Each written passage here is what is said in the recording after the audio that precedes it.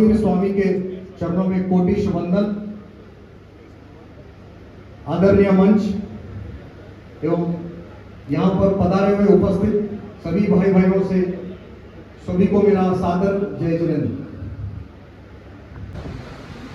पूर्व एमएलसी और भाजपा के और वरिष्ठ नेता हमारे रामचंद्र राव जी, परमेंद्र रेड्डी जी, समाज के सभी प्रख्यात और ऐसे अलग अलग क्षेत्रों के सभी विद्वानगण और इस सभागृह में उपस्थित सभी नागरिक भाइयों बहनों, थोड़ा कार्यक्रम हमारा जल्दी शुरू हुआ है। ताई जी के मन में इच्छा थी कि 7:30 तक शुरू हो, लेकिन मेरी फ्लाइट होने के कारण से और सुबह एक जल्दी के रामचंद्र राव जी और सभी बहुत सारे विद्वान हम सबके बीच में हैं, वो भी आज के इस कार्यक्रम के विषय में अपने मतलब हम सबके बीच में रखेंगे। देश में इस समय जो एक करंट टॉपिक है, वन नेशन वन इलेक्शन, उस विषय पर चर्चा करने के लिए आज हम यहाँ पर आए हैं। मैं 15-20 मिनट में अपनी बात रखकर आप सबसे क्षमा मांगते हुए एयरपोर्ट जाने के लिए निकलूंगा। हम सब जानते हैं कि देश की स्वाधीनता से ही हमने लोकतंत्र को अपनाया, डेमोक्रेसी को स्वीकार किया। जिस भी देश के अंदर लोकतंत्र है, लोकतंत्र में चुनाव एक अनिवार्य पार्ट है। जहां लोकतंत्र होगा तो वहां चुनाव भी होगा। चुनाव ये निष्पक्ष तरीके से हो, चुनाव ये स्वस्थ तरीके से हो, उसके लिए समय समय पर अपने देश के अंदर कई प्रकार के मुद्दों पर एक डिबेट, एक बहस चलती रहती है। हम सब जानते हैं अपने देश में बहुत सारे रिफॉर्म्स हमने समय समय पर किए हैं। अगर आज की परिस्थिति में हम विचार करें तो देश की बढ़ती हुई आबादी होगी, बदलती हुई दुनिया होगी, देश में रहने वाले हम सब 140 करोड़ लोगों के मन के जन की आकांक्षाएं होंगी। उन सबको देखते हुए समय समय पर देश में परिस्थितियों के हिसाब से हमने अपने सिस्टम में, अपनी व्यवस्थाओं में कई प्रकार के रिफॉर्म्स किए हैं। 1947 में भारत आजाद हुआ, आज 2025 में देश को किस प्रकार के कानून की आवश्यकता है, तो जिस प्रकार के कानून आज चाहिए हमारे देश में, हम उस प्रकार के नए कानूनों का निर्माण कर रहे हैं। देश में किस प्रकार की प्रशासनिक व्यवस्था चाहिए, हम उस प्रकार का एक प्रशासन का सिस्टम या उसमें रिफॉर्म करने का काम समय समय पर करते हैं। आज देश में कौन सी शिक्षा व्यवस्था चाहिए, तो देश की स्वाधीनता से लेकर आज तक कई बार अपनी शिक्षा नीति में हमने कई बदलाव और सुधार करने का काम किया है। अगर हम चुनाव की व्यवस्था को भी देखें तो इस इलेक्ट्रॉनिक सिस्टम में भी हमने समय समय पर बहुत सारे रिफॉर्म्स किए हैं। हमें से यहाँ बहुत सारे लोग बैठे हैं जिन्होंने बैलेट पेपर से कभी वोट डाला होगा।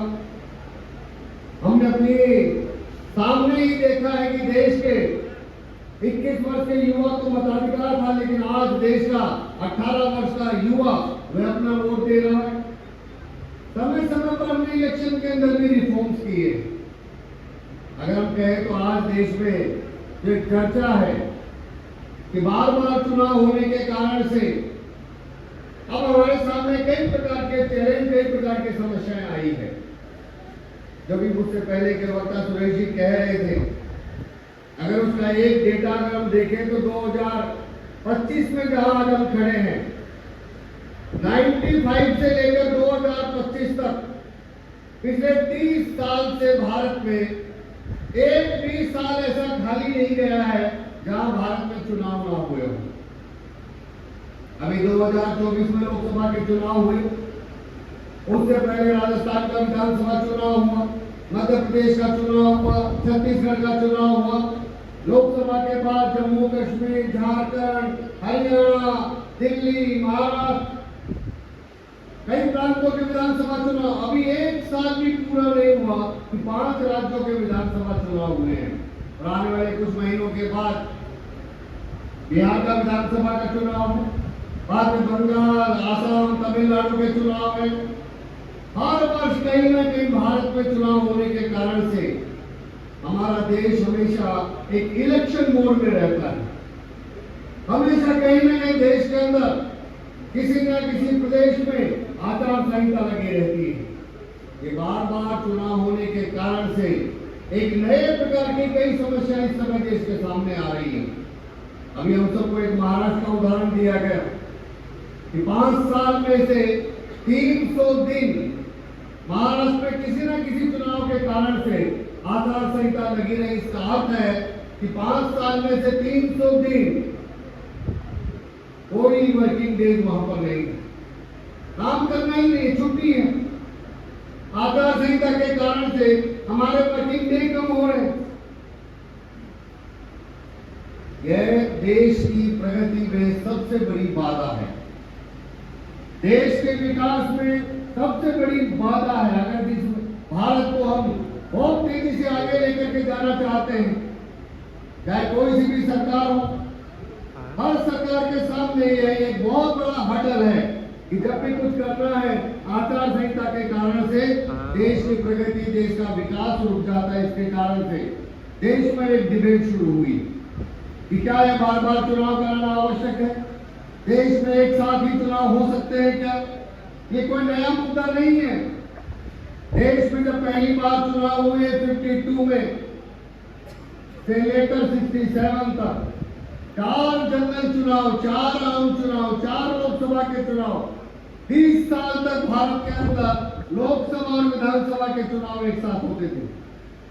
67 के बाद एक क्रम बदला, कई विधानसभाओं की राज्यसभाएं भंग हुई, लोकसभा भंग की गई, लोकसभा का कार्यकाल इमरजेंसी आपातकाल के समय बढ़ाया गया और उस सब के कारण से जो स्थिति बिगड़ी, वहां आज जहां हम आज खड़े हैं कि हर साल भारत के अंदर आचार संहिता लगी रहती है। 5 साल के कार्यकाल में से लगभग 1 साल केंद्र सरकार का हो चाहे राज्य सरकारों का हो, आचार संहिता के कारण से वहां विकास के काम, वहां के बाकी अन्य काम सब स्लो हो जाते हैं या पेंडिंग हो जाते हैं। इसलिए रामनाथ कोविंद जी के नेतृत्व में जो कमेटी बनी, उस कमेटी से पहले भी हमारे देश के कई लॉ कमीशन ने, हमारे देश के नीति आयोग ने, हमारे देश के चुनाव आयोग ने 83 से लेकर के 2024 तक लगभग 40 साल से इस देश में डिबेट चल रही है कि बार बार चुनाव इस देश के अंदर बंद हो और एक साथ देश में कैसे चुनाव हो। पहली बार इलेक्शन कमीशन ने 83 में फिर से एक साथ चुनाव कराने की जो बात कही थी वो 2024 में फिर से इस देश में माननीय रामनाथ कोविंद जी की कमेटी ने कही है। और हम सब जानते हैं कि देश के अंदर माननीय रामनाथ कोविंद कमेटी की जो रिपोर्ट है, उस रिपोर्ट में 21,000 से ज्यादा लोगों ने अपने सजेशन दिए। 47 पॉलिटिकल पार्टियों ने वन नेशन वन इलेक्शन के बारे में उनका अपना क्या मत है, ऐसे 47 पॉलिटिकल पार्टियों ने अपने सजेशन दिए। 18,000 की इस रिपोर्ट में, पेज की रिपोर्ट में हाउस में बिल आने के बाद आज वह जॉइंट पार्लियामेंट्री कमेटी के माध्यम से देश में एक डिबेट हो, चर्चा हो कि कैसे हम बार बार चुनाव होने की समस्या से मुक्ति पा सकते हैं। तो देश में एक नई डिबेट शुरू हुई और मैं मानता हूं कि आज का हमारा कार्यक्रम भी उसी बहस को, उसी डिबेट को आगे बढ़ाने वाला है। बार बार चुनाव होने से जो मैंने कहा कि सबसे ज्यादा हमारे देश की प्रगति और विकास में ये बार बार चुनाव होने से समस्या आ रही है। बार बार चुनाव होने के कारण से अगर हम देखें तो हमारे वर्किंग आवर्स, वर्किंग डेज कम हो रहे हैं।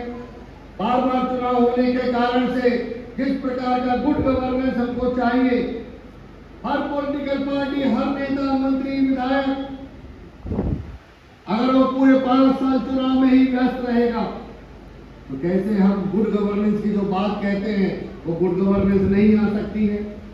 सरकारों के द्वारा जो वेलफेयर की स्कीम्स आती है, नीचे ग्राउंड लेवल तक वो वेलफेयर की स्कीम जानी चाहिए, लेकिन बार बार चुनाव होने के कारण से वो सारी वेलफेयर स्कीम्स को भी ग्राउंड लेवल तक पहुंचाने में बहुत सारी समस्याएं आती हैं। बार बार चुनाव होने के कारण से जो मैंने कहा कि हमारे वर्किंग डेज कम हो रहे हैं, मैन पावर कम हो रही है, इस 2024 के चुनाव में 1 करोड़ से ज्यादा हमारे देश के ऑफिसर और कर्मचारियों की ड्यूटी एक लोकसभा चुनाव के अंदर जो लगी है उसकी संख्या 1 करोड़ से ज्यादा है। भारत के अंदर 10 लाख से ज्यादा बूथ हैं।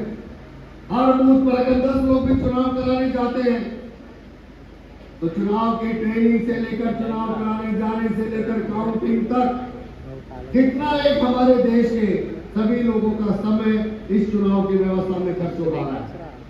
अभी एक आंकड़ा दिया गया कि हमारा धन और पैसा इस चुनाव में बार बार होने से बहुत पैसा लगता है। 2024 के लोकसभा चुनाव में 1,35,000 करोड़ रुपया केवल चुनाव आयोग का खर्चा हुआ है। अगर चुनाव आयोग देश में एक लोकसभा चुनाव कराने के लिए इतना पैसा खर्च करता है तो आप सोचिए उसके बाद हर विधानसभा का चुनाव का खर्चा, उसके बाद होने वाले हर लोकल बॉडी चुनाव का खर्चा, उसके बाद हर पॉलिटिकल पार्टी का खर्चा, उसके बाद हर कैंडिडेट का खर्चा अगर आप जोड़ेंगे तो भारत में 5 साल तक चलने वाली चुनाव की व्यवस्था में जो एक अनुमान आता है कि 5 से 7 लाख करोड़ रुपया केवल भारत में ये बार बार चुनाव होने के कारण से खर्चा हो रहा है। भारत जैसे जिसका बजट 50 लाख करोड़ का है उसमें 5 लाख करोड़ यानी उसका 10% हिस्सा इस देश में केवल चुनाव के ऊपर खर्च होना हमारे जैसे एक बढ़ते हुए देश के लिए एक बहुत बड़ा चैलेंज है। आपने इस बार चुनाव में जो वोट डाला होगा, हमको कई बार लगता है कि हमारे एक वोट डालने में क्या खर्चा हुआ होगा, लेकिन जब आप वोट डाल करके वापस आए हैं तो आपका एक वोट 1400 रुपया 1,400 रुपीज यानी चुनाव आयोग आपका एक वोट डलवाने के लिए 1400 रुपए प्रति वोटर खर्च हो रहा है और वो केवल एक चुनाव का खर्चा है। फिर आप विधानसभा में जाएंगे, फिर आप लोकल बॉडी में जाएंगे तो देश के हर वोटर पर हर बार ये चुनाव का खर्चा बढ़ने के कारण से भी ये हमारे सामने एक बहुत बड़ी समस्या आई है। इसलिए देश में जो बहस चली है कि अगर एक साथ चुनाव होते हैं तो देश में क्या फायदा होगा, तो मैं अगर संक्षेप में कहना चाहूं तो अगर एक साथ भारत के अंदर ये चुनाव होते हैं तो सबसे बड़ा फायदा इस देश के अंदर हमारे देश में राजनीति कम होगी, विकास ज्यादा होगा। आज बार बार चुनाव होने के कारण से भारत के अंदर राजनीति ज्यादा होती है, पॉलिटिक्स ज्यादा होती है। अरे भाई भाई भाई थोड़ा भैया जरा सामने चढ़ जाओ थोड़ा।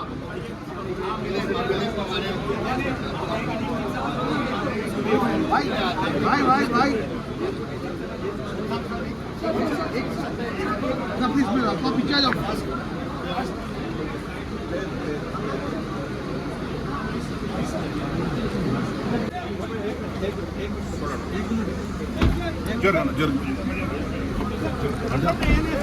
शादी में प्रकार चलो चलो चलो।